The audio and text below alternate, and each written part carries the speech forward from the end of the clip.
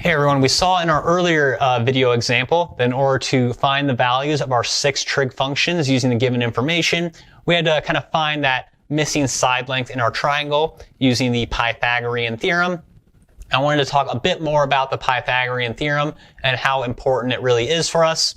The importance of the Pythagorean theorem for right triangles I think is pretty obvious. Don't need a lot of discussion there, but the connection we want to make is, well, trigonometry, our trig functions are intimately tied to these right triangles. And through this connection, we can actually also translate the Pythagorean theorem for side lengths and actually write it in terms of our trig functions or trig ratios. And I think looking at the Pythagorean theorem in this version is the key to getting started in that process for making this observation. Right? So here we have the Pythagorean theorem written as adjacent side length squared plus opposite side length squared equals hypotenuse side length squared. And so these are looking a little bit like our trig functions or ratios. They just don't have anything in the denominator. And so what we're going to do next is just divide both sides of this equation by one of these 3 quantities. And depending on which quantity we divide by, we're going to get another one of our trigonometric identities, what we're going to call the Pythagorean identities. So what I mean by that is, for example, we can make the choice to divide both sides of our Pythagorean theorem by the hypotenuse side length squared. So that's what I'm writing in right here. My abbreviation for hypotenuse, that is. And the reason why, or one of the reasons why I'm dividing by the hypotenuse is, well, now that we have adjacent over hypotenuse, that looks like our cosine function. So we can actually make a substitution. Adjacent over hypotenuse can be replaced with cosine of our angle theta. Right? We have adjacent squared over hypotenuse squared. But we can also think of that as adjacent over hypotenuse all squared. So that really turns into our cosine squared of theta.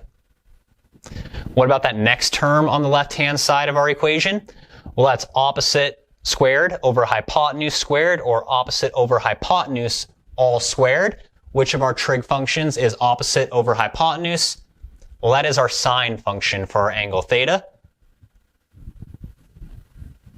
So that's equal to sine squared of theta, that second term on the left-hand side of our Pythagorean theorem equation. What about the right-hand side? Well, that's hypotenuse squared over hypotenuse squared.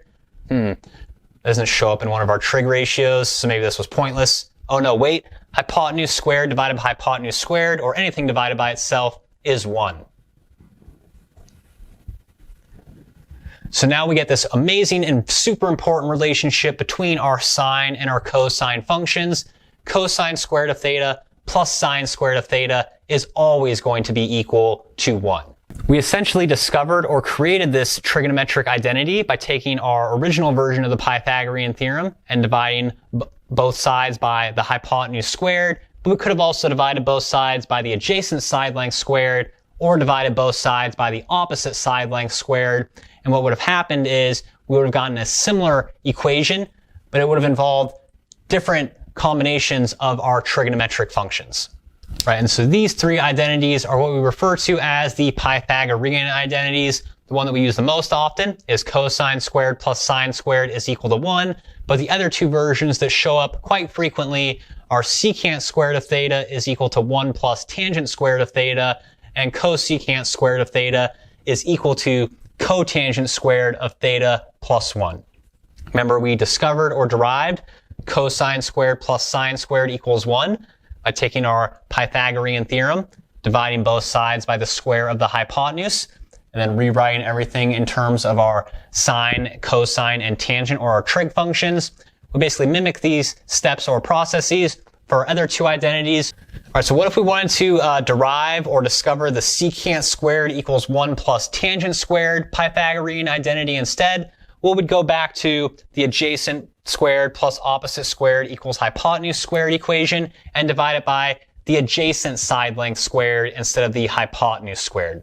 That would give us this version of our Pythagorean identity. And if we decided to divide everything by the opposite side length squared, we would have constructed, derived, or discovered our cosecant squared Pythagorean identity. Like I mentioned, we'll be actually using these identities in practice a lot more once we start simplifying expressions and solving equations with our trig functions. But for now, we're just kind of compiling a list of them, kind of writing them down as we are able to discover or derive them. We'll be adding a lot more to this list throughout the quarter, but these are the ones that we kind of are starting with, and I just wanted to put them in a little bit of a neater format for you all instead of on that one example where they were spread all over the board. So our first group of identities were the reciprocal identities that said that sine of theta is equivalent to 1 over cosecant of theta. And remember, there's kind of two versions of each of these reciprocal identities. We can swap out the position of sine and cosecant here. So that also means cosecant of theta is the same as 1 over sine of theta.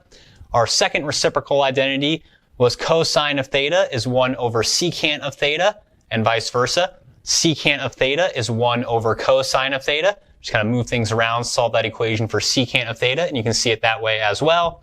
And our third reciprocal identity said that tangent of theta is equal to 1 over cotangent of theta, or cotangent of theta is 1 over tangent of theta.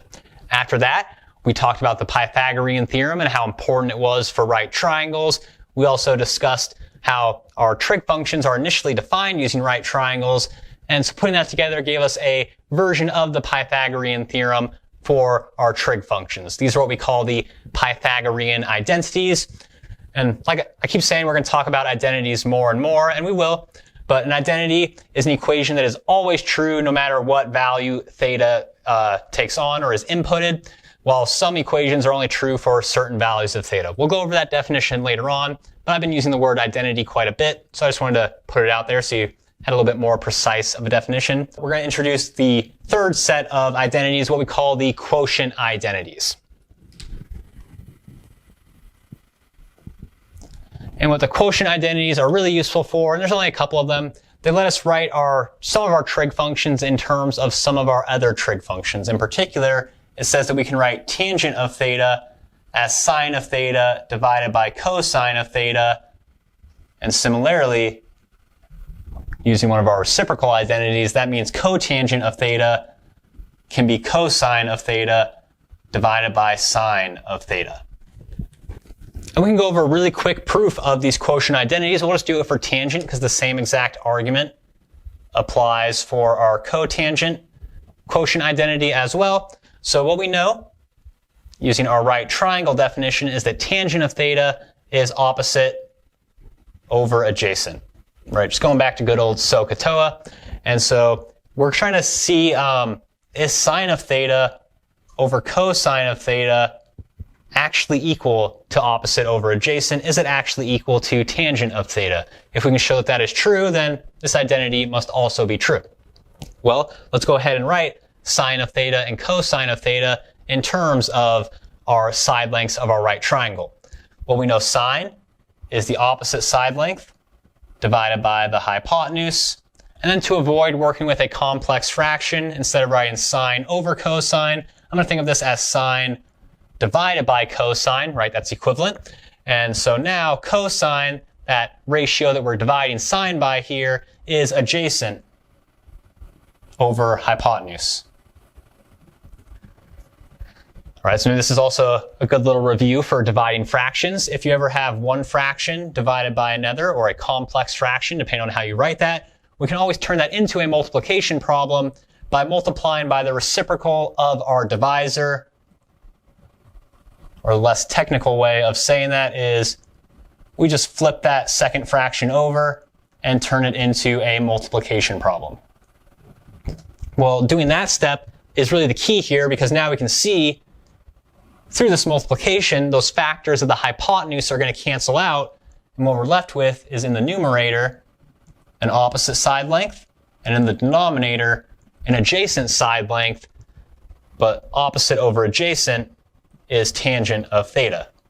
So that really proves for us that sine of theta over cosine of theta is equivalent to tangent of theta. This is also going to be one of those really useful identities. They'll show up when we start solving equations or try to simplify or rewrite some trigonometric expressions.